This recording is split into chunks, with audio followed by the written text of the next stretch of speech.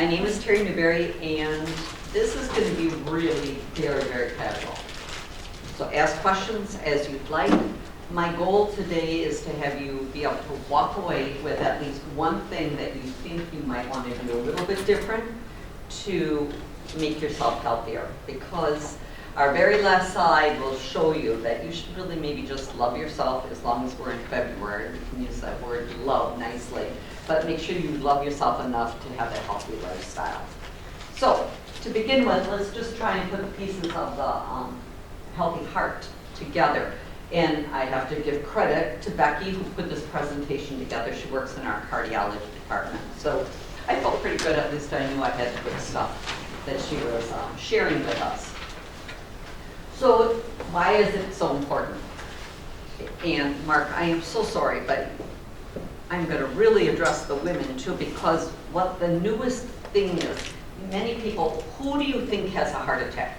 And you had a male or female? Typically it's the male. You would think so, but we're really, really finding that women are at great risk for heart failure because our lifestyles have changed. We used to be home, we used to, now look what we come to work, we sit, we're not actively doing wash, we're not hanging up wash, we're not sweep, our activity level really went to our male counterparts. So we have to really think about that a little bit. So, but what really causes our number one reason of heart failure is high blood pressure. So I did bring my cup today so I can take your blood pressure if you're interested. If not, make sure you get your blood pressure checked and rechecked, because that's the silent killer. We know that's the silent killer, and it can cause many different problems. So we think it's the heart that is a problem with high blood pressure, but we also know stroke, we also know kidney disease, we know it affects our eyesight. So high blood pressure is not good for us at all. What number do you think you should be at for a low blood pressure? What's a good blood pressure anymore? 120/80. Good job. Yep. American Heart's now lower that. Okay. They would like us below 120 and below 80, so 110/70. If you go to your doctor's office, they don't all do that yet.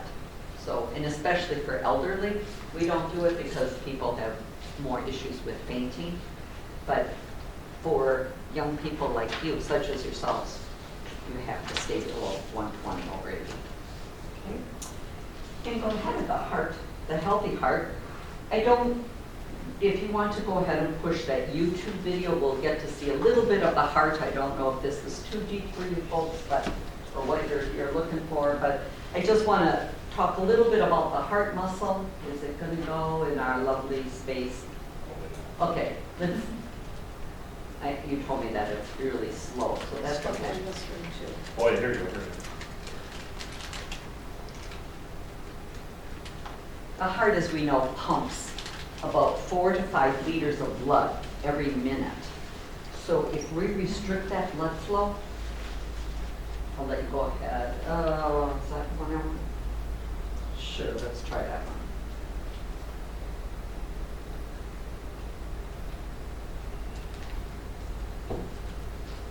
Can you see me? You bet. Thank you.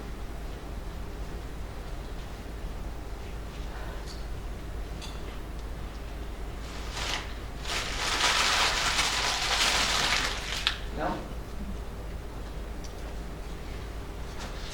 You guys can YouTube what a healthy heart is. Let's not waste time on this. These folks got to get back to work. Heart is a muscular organ that pumps blood containing oxygen and nutrients your body needs. The pumping sections of the heart are... We're probably not going to be able to. Okay, let's just move forward then. I apologize. Sometimes that works well. So let's just talk a little bit about some of the problems within the heart. I already talked a little bit about coronary heart disease. That's the CAD. And that's when we look at different vessels, the arteriosclerosis or hypertension, right? We talked about those two. Then we move on to acute cardiac syndrome, so chest pain or heart attacks. So when we think of a heart attack, we think of the blood that goes throughout our body, but we have a major vasculature that feeds the heart. And if you block those vessels, the heart muscle dies. So that's why both of those are really important. And the whole thing with stroke, we already touched on that. So if you lose blood flow to the heart, that's a heart attack. If you lose blood flow to the brain, that's a stroke. So you will hear me interchangeably talking about both because the reaction can be devastating either way. In both cases, heart attack or stroke, the faster you get help, namely calling 911, the more tissue or muscle you save. So as we talk about all the time when we talk about stroke is don't feel foolish calling 911. If you know anyone within your families that you think might be having a heart issue, I gave you the magnets, the BFAST magnet. So look at those, any of those symptoms, I would recommend putting that on your refrigerator, call 911. The faster we get you treatment, the faster we can save you and the less troubles you would have. Same thing with the heart. We need to get that opened, and sometimes we just think, oh, it's a little indigestion or it will go away, and that's when we have issues. So if we move on, then we understand why that could be a problem. If we have a beautiful, huge lumen that's nice and open, that blood can flow in and out. But then as we develop a little bit of plaque, or if we have problems with the platelets that are getting sticky, or we have them bursting, all of those things cause us to occlude those vessels. If you don't have blood flow, you don't feed the major organs in your body. Okay, hypertension, we already I talked on this already, the vision, your heart, kidney disease, sexual dysfunction, heart failure, stroke. All of those are because they're not getting adequate blood flow. Does that make sense? Okay, so let's move on to the next piece of that puzzle, acute coronary disease. We talked about angina or chest pain. And sometimes we think, oh, it's just a little angina, but unless you've been double checked by your physician and had some testing, you don't know if that's just a little vessel or is that a major vessel. So you think, why do I have to deal with a little bit of angina? And we'll think people, oh, it's just a little angina. Don't go that route until you've been told by your, doctor that, okay, let's give you a little nitro and it'll be better. So, the coronary arteries can also call another major word that you'll often hear is called ischemia. And that's when it actually literally blocks off a whole portion of your heart. That's ischemia. It literally kills it. Because without blood flow, that tissue dies. So again, that's one of the reasons we really like you to get help right away so that we don't have that issue. So then warning and signs of a heart attack. So once you have a heart attack, what I think is unbelievable to me, because we all heal and we think, oh, it'll heal. It doesn't heal. Once you lose heart muscle, you lose heart muscle. The heart compensates.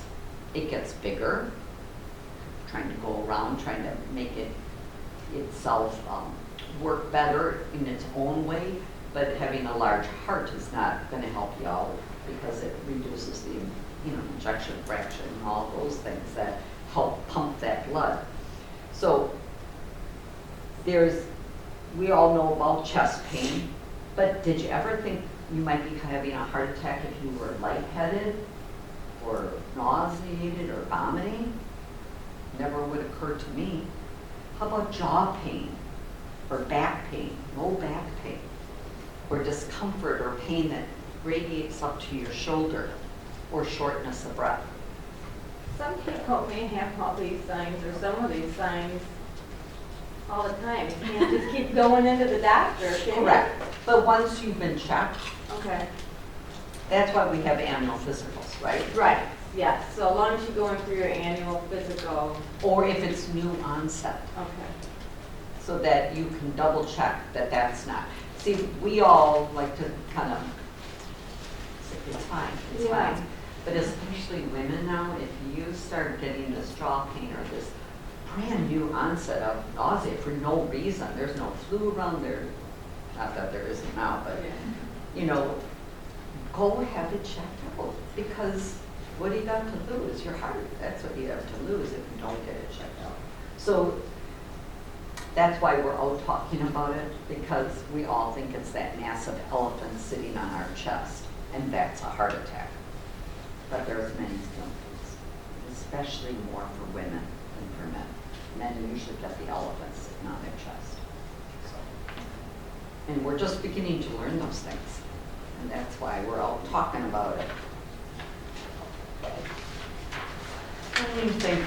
And they told you that once the heart muscle's been damaged, it's damaged, and we can talk about remodeling. The cell structure changes. If you lose blood flow, the cell structure changes. And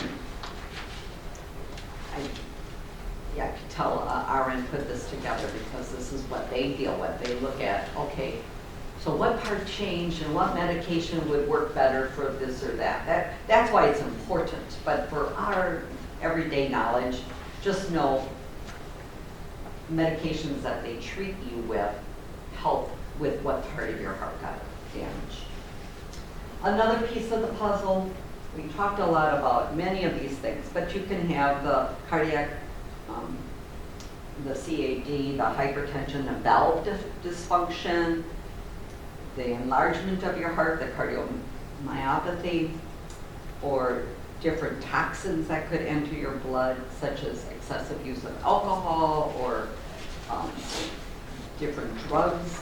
And then you can have endocrine problems such as diabetes. Those all affect whether or not you have heart failure. Then we have the right and the left heart.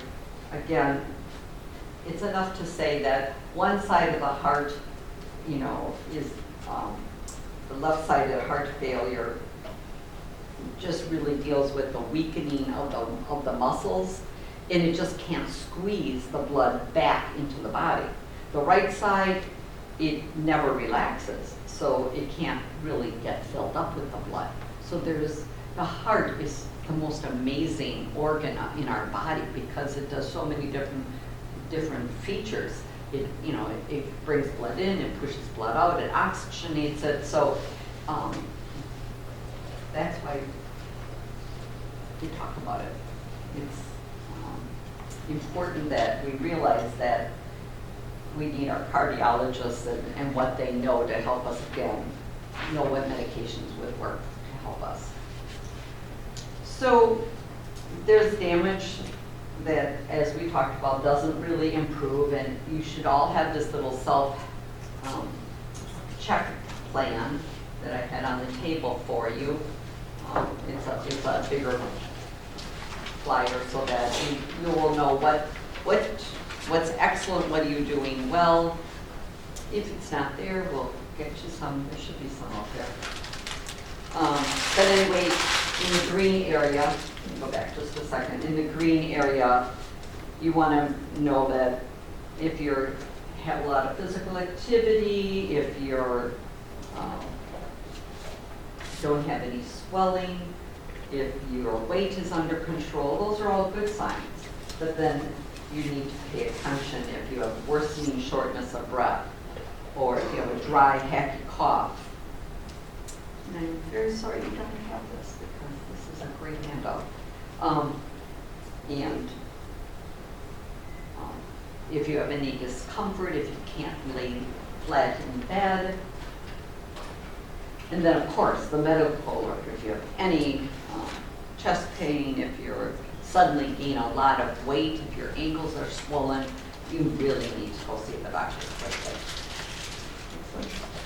We talked a little bit about stroke, and we talked about, we used the acronym be safe, be fast. The B, as we look on here, we'll show you that the B is for balance, the E is for eyes, your vision changes quickly, your face part, we know this one probably more than anyone because we see people with their face drooping. The arms, if you ask someone to raise their arms, they think they're raising their arms and one will only go up. The speech, I don't know if you've ever seen this happen, but you're talking with someone and all of a sudden they're talking gibberish and they really believe they're talking a regular sentence. So, and it's very strange when when you see it, you're like, okay, that's a stroke.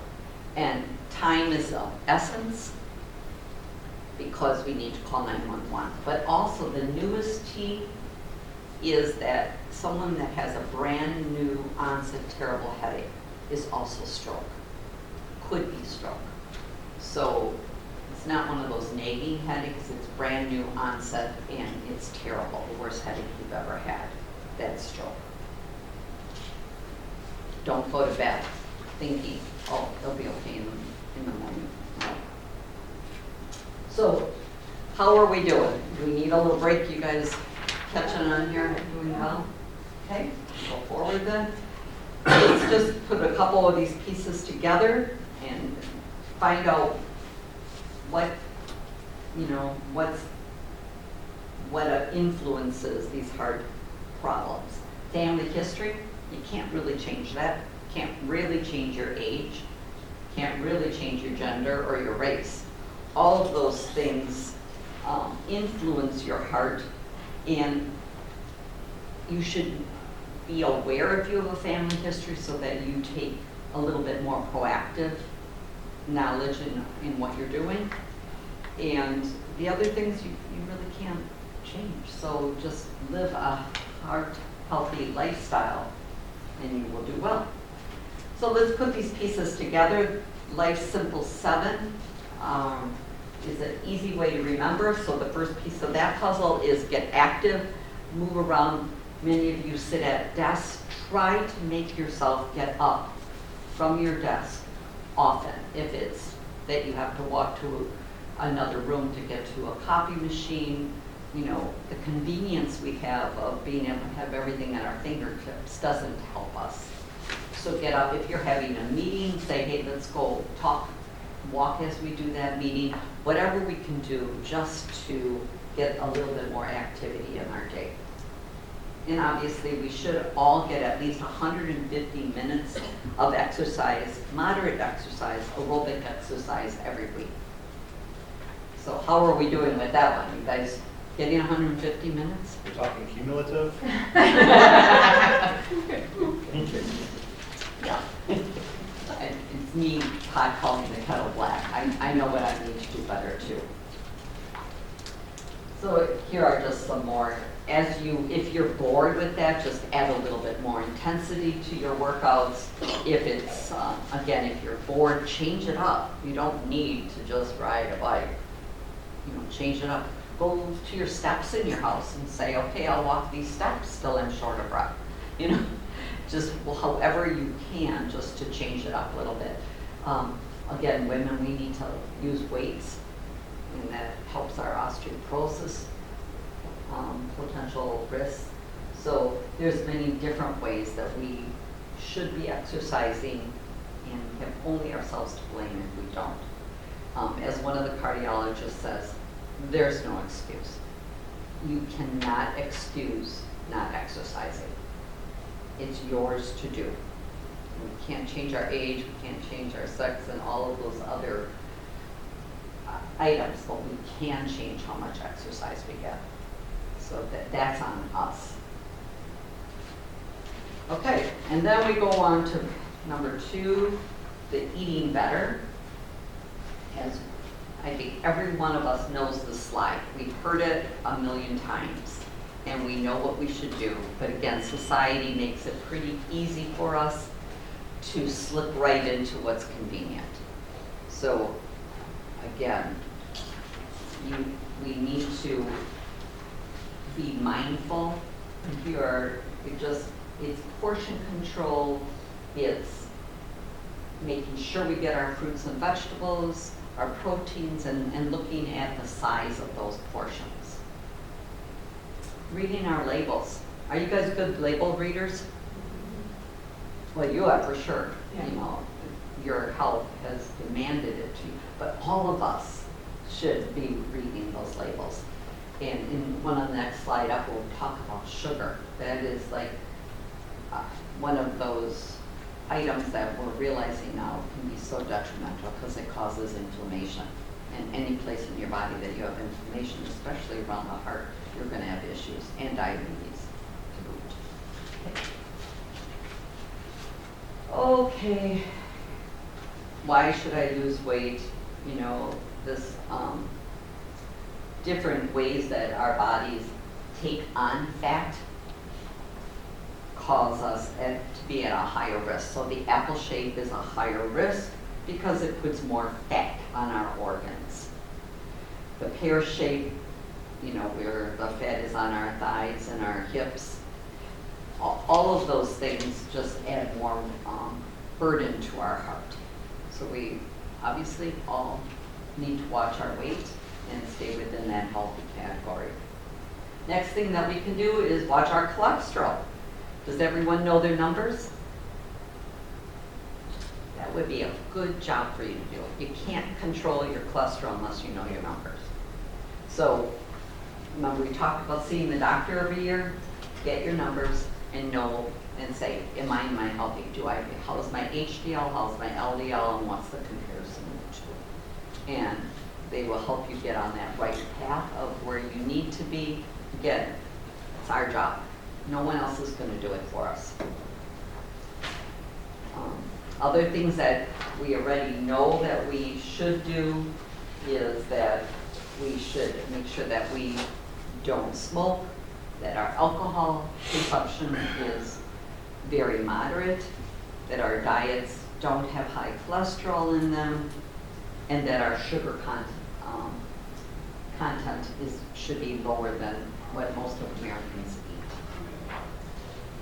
Again, as we talked a little bit about, you can go back one. Our blood pressure, 120/80, we talked about that a little bit. Just make sure that you keep it there or lower, unless you're fainting, and that's another whole domino that can get in our way. But it's important, and I know the Burlington Clinic does blood pressure checks free every Wednesday, all day long. So that's an easy place to go. Walmart, you can stick your arm in, but do try and have your blood pressure checked more often than not, just to keep, especially if you're running a little bit high. And as we age, that number bumps up without even thinking about it. And we already talked about all these different places that high blood pressure can be a risk for us. You know, we think the heart, but then what about our vision? We don't really want to lose our vision as we get older. So many different, in our kidney disease, you know, we so often just function or look at the heart, but there's so many other parts of our body that can be held hostage by the lack of blood flow caused by high blood pressure. And then the next thing would be our sodium content. There's lots of different places for salt to hide. Salt can hide, obviously, in the foods that we eat, in the medicines that we can take, and I think you have a handout on that. And then here we are, cut our extra sugar. Almost 80% of diabetics will die of heart disease. We think they will die of their diabetes, but in reality what they die of is heart disease, because they're at a 2 to 3 higher risk of having heart disease, because again, sugar causes this inflammatory process within our body. American Heart says that women should only have about 100 calories of sugar and men 150. And there's so many places for sugar to hide in our beautiful, great treats that we can get from the bakery, our syrupy drinks. Obviously, we think we're eating a good breakfast if we get that, the oatmeal in a cup, but double check the sugar content on that. So once we start checking labels, we go, oh, I thought I was being good to myself. We're really not.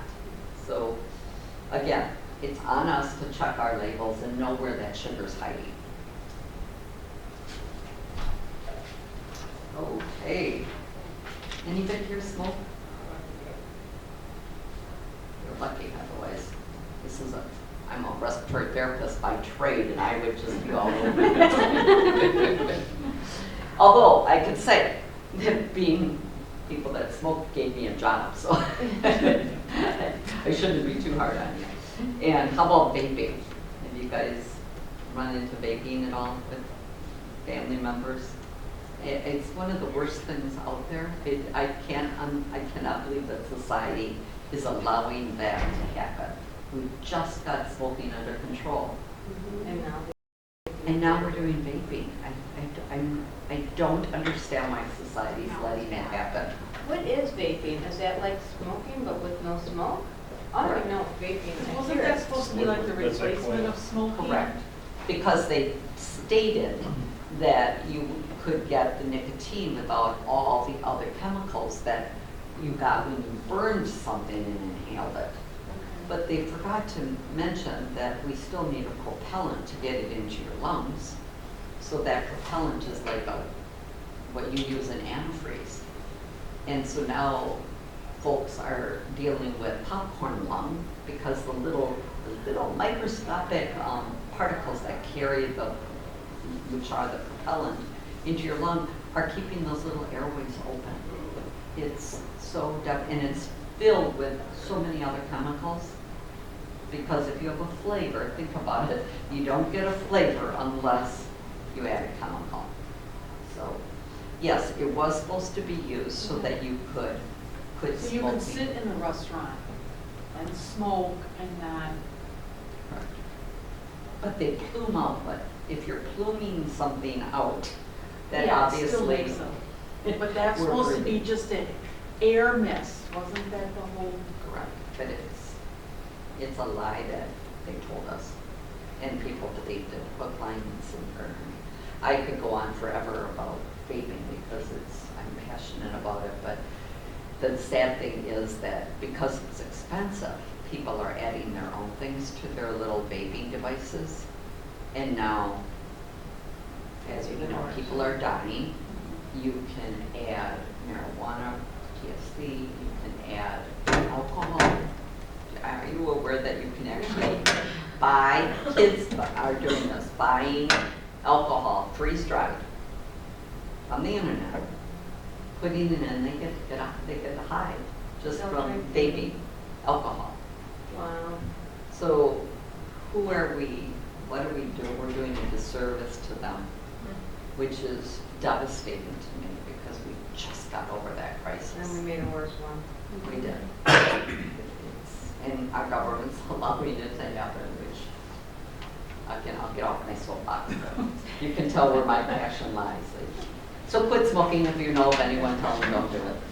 And the 8th piece of the pie, the puzzle piece is stop our stress as best we can. Stress is detrimental to both our heart and our whole way that our body reacts. So take deep breaths, and don't forget that, especially during stressful days. You guys have them. You just need to help each other say, time for a big breath, because you just have to don't let yourself get caught in that whole merry-go-round that happens at our work life that we forget. We need to get out and taking that walk. We used to get 10-minute breaks easily, and what happened to those? I don't know. This sort of work right through. Yeah, we all do, and that's not healthy for one another. We should encourage each other. Hey, let's just get out for a couple minutes. and encourage one another because we can help. So, alrighty, next. So the rest of the story is, I hope you walk away today with one thing that you think you're going to do different. Because if you don't love yourself, no one else is going to help you. Okay, any questions? How can I help? Anything? Anybody need their blood pressure checked? No? Okay, but make sure you get it done.